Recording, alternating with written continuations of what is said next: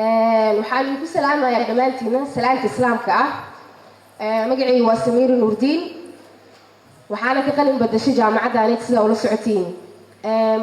waxaan ka qalin jibiyey kulliyadda Security Studies and Criminology. waxay ahayd 2019.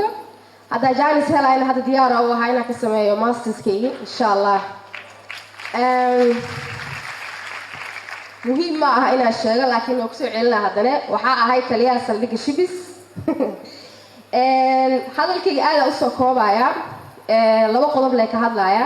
qodobka koowaad oo ah jaamacadda Green Hope, yani waa jaamacad aad heerkeed u sareeyo.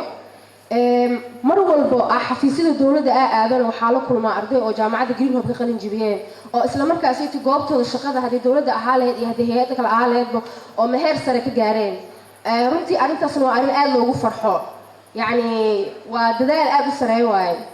tan xigtana waxaa waaye oo hadalkayga kusoo gabagabeynayo, muhiimad aad u sareysa ayay leedahay qofka bini'aadanka ah naftiisa inuu saaro dadaalka inta la eg iyo waxbarashada uu rabo markaasii.